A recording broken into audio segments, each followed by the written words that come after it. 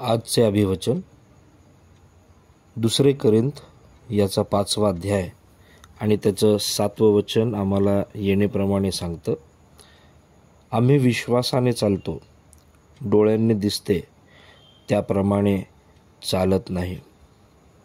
काही दिवसापूर्वी एक पुस्तक वाचत असताना त्या पुस्तकामध्ये एक सुंदरसं उदाहरण मला आठवतं. जंगलामध्ये काही प्राणी आहेत की जे धोक्याची घंटा ज्यावेळेस त्यांना कळते किंवा त्यांना बागडायचं असतं, पळायचं असतं, त्यावेळेस त्यांचं असणारं पळणं आहे हे जणू काय एका मोठ्या ढांगेसारखं असतं. हरणाचं उदाहरण घ्या, सांबरचं उदाहरण घ्या. हे ज्यावेळेस धोक्याची सूचना त्यांना मिळते त्यावेळेस त्यांचं जे पळणं आहे, त्यांची एक ढांग कितीतरी लांबीची त्या ठिकाणी असते. पण ह्या सर्व गोष्टीमध्ये एक दृष्टिकोन त्यांचा असतो की ज्या ठिकाणाहून ते उडी मारत आहे आणि ज्या ठिकाणी त्यांना ती उडी संपवायची आहे ते ठिकाण त्यांनी त्यांच्या लक्षामध्ये घेतलेलं असतं. जोपर्यंत जिथं उडी मारायची आणि जिथं उडी मारल्यानंतर पाय टेकवायचेत ती जागा जोपर्यंत त्यांना समजत नाही, कळत नाही, तोपर्यंत ती उडी मारत नाहीत, असं अभ्यासकांचं त्या ठिकाणी म्हणणं आहे. अनेक वेळेस आम्ही आमच्या ख्रिस्ती जीवनामध्ये सुद्धा मार्गक्रमण करत असताना अनेक वेळेस आमची ही मानसिकता असते ह्या प्राण्यांसारखी की मी ज्या ठिकाणाहून निघत आहे आणि मला जिथं पोहोचायचं आहे ते ठिकाण मला माहीत असावं, ते ठिकाण मला ज्ञात असावं, त्या ठिकाणाविषयी मला माहिती असावी, म्हणजे माझं त्या ठिकाणी जे लँडिंग होणं आहे किंवा त्या ठिकाणी पोहोचणं जे आहे ते माझं सोयीस्कर होईल, आनंदाचं होईल, सक्सेसफुल होईल, यश मला त्या ठिकाणी मिळेल आणि कुठल्याही प्रकारचा त्रास, कुठल्याही प्रकारचा विकार मला त्या ठिकाणी होणार नाही. पण प्रिय बंधू आणि भगिनींनो, ख्रिस्ती विश्वास जो आहे, ख्रिस्ती विश्वास आम्हाला फार वेगळ्या दृष्टिकोनातून आम्हाला शिकवत आहे. या ठिकाणी संत पौल कोरिंथच्या मंडळी संगती बोलत असताना तो म्हणतो, 6वं जर वचन आम्ही वाचलं 2 कोरिंथ 5 आणि 6, त्या ठिकाणी तो म्हणतो, म्हणून आम्ही सर्वदा धैर्य धरतो आणि हे लक्षात बाळगतो की आम्ही शरीरात वस्ती करत आहोत, तोवर आम्ही प्रभूपासून दूर आलेले असे आहोत. आम्ही विश्वासाने चालतो, डोळ्यांनी दिसते त्याप्रमाणे चालत नाही. 7व्या वचनामध्ये तो म्हणतो, आम्हा सर्वांना माहिती आहे विश्वासाची असणारी जी परिभाषा पवित्र शास्त्रामध्ये आम्हाला सांगितलेली आहे. इब्री लोकासपत्र याचा 11वा अध्याय आणि त्याच्या 1ल्या वचनामध्ये आम्हाला विश्वासाची व्याख्या आम्हाला पाहायला मिळते. त्याच्यानंतर रोमकरासपत्र 10वा अध्याय आणि त्याच्या 17व्या वचनामध्ये आम्हाला हे शिकायला मिळतं की विश्वास वार्तेने आणि वार्ता देवाच्या वचनाच्या द्वारे होते, ही आम्हाला त्या ठिकाणी पाहायला मिळतं. त्याच्यानंतर परत आम्ही जर इब्री लोकासपत्र 11वा अध्याय आणि 6व्या वचनामध्ये जर आम्ही आलो तर त्या ठिकाणी देवाचं वचन आम्हाला असं सांगतं की विश्वासा वाचून त्याला संतोषी येणे अशक्य आहे. या सर्व गोष्टी आम्हाला फार सुंदर रीतीने त्या ठिकाणी माहिती आहेत. पण आज ज्या विश्वासाच्या कृतीबद्दल मी तुमच्या संगती बोलण्याचा प्रयत्न करते किंवा त्या जाणून घेण्याच्या प्रयत्नामध्ये आपण सर्वजण आहोत की आम्ही ज्यावेळेस देवाचं वचन आम्हाला सांगतं की आम्ही विश्वासामध्ये चालणं गरजेचं आहे. यदाकदाचित आम्हाला आमची जी डेस्टिनी आहे ती आत्ता सध्या माहीत नसेल. कदाचित आम्ही ह्या जगामध्ये प्रवासी आहोत. आम्ही ह्या जगामध्ये ज्यांचं तारण झालेलं आहे त्यांच्यासाठी हे असणारं जग हे तात्पुरतं आहे. आमचं खरं निवासस्थान स्वर्गामध्ये आहे. ज्याप्रमाणे एक गीतकार म्हणतो, सियोन देश हमारा है देश, रहते हैं हम परदेश, जाएंगे हम अपने देश. हे जे आहे आमचा देश जो आहे हा स्वर्ग आहे.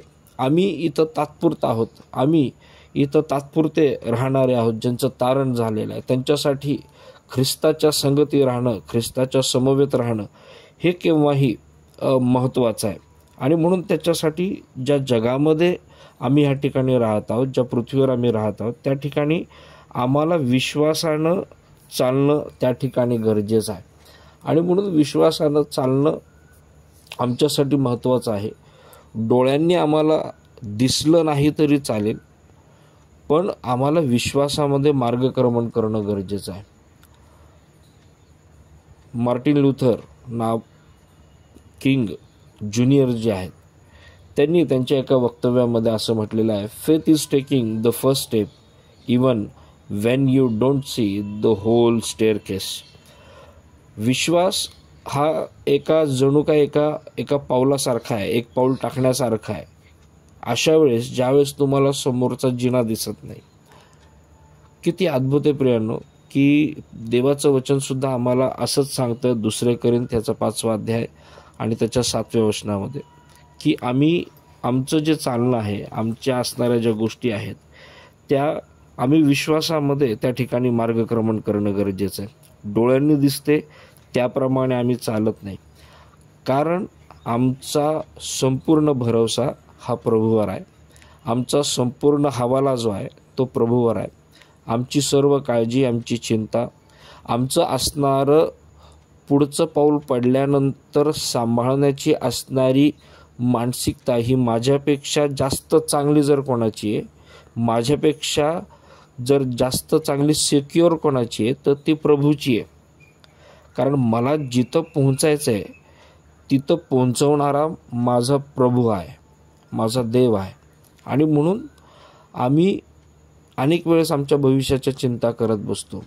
प्रभू येशू डोंगरावरच्या प्रवचनामध्ये म्हणतो, असा कोण व्यक्ती आहे की जो चिंता करून आपलं आयुष्य हातभर वाढवू शकतो किंवा त्या ठिकाणी चिंतेने तुमचं आयुष्य वाढू शकेल.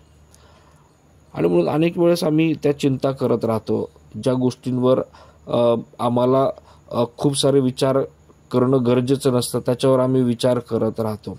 का तर आम्ही ज्या ठिकाणी लँड होणार आहोत, आम्ही ज्या ठिकाणी पोहोचणार आहोत, आम्ही त्याच्याविषयी जास्त काळजी करतो. आणि म्हणून आम्ही जर बारकाईनं बघितलं इब्री लोकासपत्र याचा 11वा अध्याय आणि त्या 11व्या अध्यायामध्ये आम्हाला त्या ठिकाणी फेथ हिरोज दिसतात, जे अशी व्यक्तिमत्व आम्हाला त्या ठिकाणी पाहायला मिळतात की ज्यांनी खरोखर विश्वासाने परमेश्वराला त्या ठिकाणी आलिंगन दिलं आणि सर्वसमर्थ परमेश्वरावर विश्वास ठेवून त्यांनी आपल्या जीवनामध्ये कार्य करायला सुरुवात केली.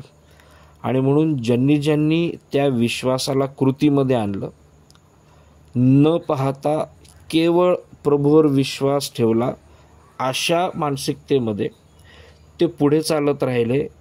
अशा वेळेस की त्यांना हे माहीत नव्हतं की आम्हाला नेमकं जायचं आहे कुठं. तुम्ही अब्राहमाचा विचार करा, तुम्ही मोशेचा विचार करा, तुम्ही नोहाचा विचार करा, तुम्ही वेगवेगळ्या असणाऱ्या व्यक्तिमत्वांचा विचार करा की ज्या ठिकाणी इब्री 11मध्ये ज्या ठिकाणी मला वाटतं 4थ्या वचनापासून जवळजवळ पूर्ण अध्याय जर आम्ही त्या ठिकाणी पाहिला तर त्या ठिकाणी बरेच असे व्यक्तिमत्व आहेत, बरेच असे फेथ हिरोज आहेत की ज्यांनी त्या ठिकाणी विश्वासानं त्या ठिकाणी काम केलं. मग हानोक आहे, हाबेल आहे आणि त्याच्यापेक्षा आपण जर बघितलं अब्राहम आहे आणि बरेच जण आम्हाला त्या ठिकाणी ह्या ठिकाणी पाहायला मिळतात.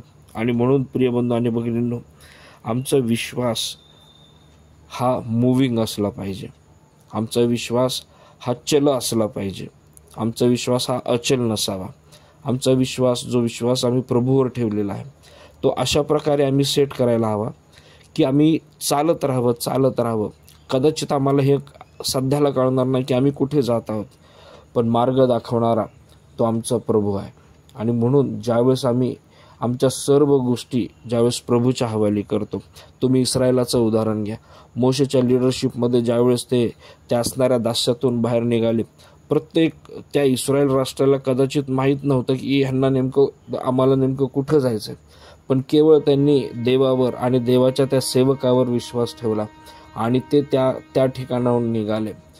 मध्ये बरीच परीक्षा त्यांची घेण्यात आली, बऱ्याच असणाऱ्या आव्हानांना, चॅलेंजेसला त्यांना सामोरं जावं लागलं, पण ज्या वचनदत्त देशामध्ये त्यांना जायचं होतं, सर्वसमर्थ परमेश्वराने त्यांना त्या वचनदत्त देशामध्ये त्या ठिकाणी तो घेऊन गेला. आणि म्हणून प्रियबंधू आणि भगिनींनो, आमच्या ह्या विश्वासाच्या मार्गक्रमणामध्ये कदाचित आम्ही हेलकावे खाऊ, कदाचित आमच्यासमोर वेगवेगळे आव्हाने येतील.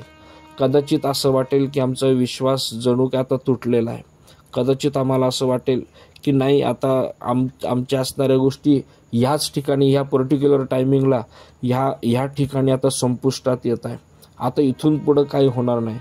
पण प्रिय बंधू आणि भगिनींनो, या इस्रायल राष्ट्राच्या इतिहासाकडे लक्ष द्या. ज्याने त्यांना बाहेर काढलं त्याने त्यांच्या असणाऱ्या त्या वचनदत्त देशामध्ये त्यानेच पोहोचवलं. आणि म्हणून जो आमच्या संगती प्रारंभापासून आहे तो शेवटापर्यंत सर्व गोष्टी घेऊन जाण्यासाठी तो सामर्थ्यवान आहे, तो सक्षम आहे. कारण तो आमचा देव आहे, तो आमचा प्रभू आहे. आणि म्हणून ज्यावेळेस आम्ही म्हणतो की नाही, आम्ही विश्वासाने चालतो, त्यावेळेस आम्ही हे समजून घेणं गरजेचं आहे की आम्ही चाललं पाहिजे यासाठी की पुढे आमच्यासाठी बऱ्याचशा गोष्टी प्रभूनं ठेवलेल्या आहेत. आणि म्हणून ज्यावेळेस आम्ही आमचा विश्वास त्या प्रभूवर ठेवतो, आमच्या विश्वासाला आम्ही ॲक्टिवेटेड ठेवतो, चल ह्याच्यामध्ये आम्ही आणतो. आणि म्हणून आमच्या विश्वासाला अचल करू नका, तर तो चल ह्या असणाऱ्या कॅटेगरीमध्ये नेहमी असू द्या. कदाचित तुम्हाला आज आत्ता ह्या क्षणाला असं वाटेल की नाही, काहीतरी कठीण आहे, काहीतरी असंभव गोष्ट आहे. पण प्रिय बंधू आणि भगिनींनो, लक्षात घ्या, विश्वास ठेवा की ज्याने आम्हाला या ठिकाणी जन्मास घातलं, ज्याने आत्तापर्यंत सांभाळलं, तो इथून पुढे सांभाळण्यासाठी सुद्धा सक्षम आहे. तो इथून पुढे आमच्या संगती वार्तालाप करण्यासाठी सुद्धा तो त्या ठिकाणी सक्षम आहे. आम्हाला योग्य मार्गदर्शन करण्यासाठी सक्षम आहे. कारण आमच्या जीवनासाठी जितकी काळजी आम्ही करत नाही, तितकी जास्त काळजी करणारा, किंबहुना त्याच्यापेक्षा जास्त काळजी करणारा सर्वसमर्थ परमेश्वर प्रभू येशू तो आमच्या संगती आहे, की जो आम्हाला कधीच सोडत नाही, कधीच टाकत नाही. आणि म्हणून प्रिय बंधू आणि भगिनींनो, आम्ही ह्या असणाऱ्या गोष्टीवर, ह्या परिपक्व वचनावर आम्ही विश्वास ठेवला पाहिजे यासाठी, कारण तो आमच्या संगती आहे. 2 कोरिंथ 4 आणि त्याच्या 18व्या वचनामध्ये तर असं म्हटलेलं आहे, आम्ही दृश्य गोष्टीकडे नाही तर अदृश्य गोष्टींकडे लक्ष लावतो. कारण दृश्य गोष्टी क्षणिक आहेत, पण अदृश्य गोष्ट सार्वकालिक आहेत. तिसरी महत्त्वाची गोष्ट, का आम्ही विश्वासानं चालतो? कारण आमचा असणारा दृष्टांत, आमची असणारी दृष्टी ही त्या असणाऱ्या दृश्य गोष्टींकडे नाही तर अदृश्य गोष्टींकडे आहे. जो प्रभूवर विश्वास ठेवतो, ज्याने प्रभूच्या तारणाचा अनुभव घेतलेला आहे, तो दृश्य गोष्टीकडे नाही तर अदृश्य गोष्टींकडे लक्ष लावतो. त्याचा फोकस, त्याचं असणारं विजन आणि मिशन त्या अदृश्य गोष्टींकडे आहे. एक ना एक वेळ ते सर्व काही दृष्टीमध्ये येणार. एक ना एक वेळ त्या सर्व गोष्टी आम्हाला प्रभू त्या ठिकाणी दाखवणार. तो आनंद, त्या प्रकारचं असणारं सॅटिस्फॅक्शन, त्या प्रकारचे असणारे आशीर्वाद आमच्या जीवनामध्ये एक ना एक दिवस येणार. फक्त ह्या विश्वासामध्ये मार्गक्रमण करत असताना, चालत असताना त्या प्रभूवर निस्सीम विश्वास ठेवा. मला डोळ्यांनी दिसलंच पाहिजे ह्या मानसिकतेला दूर करा. अदृश्य गोष्टीकडे लक्ष लावा आणि पहा देव आमच्या जीवनामध्ये कशा पद्धतीने कार्य करायला सुरुवात करतो. देवाला सर्व आपल्या जीवनातल्या सर्व गोष्टी समर्पित करा आणि पहा देव आमच्या जीवनामध्ये कसं कार्य करतो. देव आपल्याला या वचनाच्याद्वारे आशीर्वादित करो.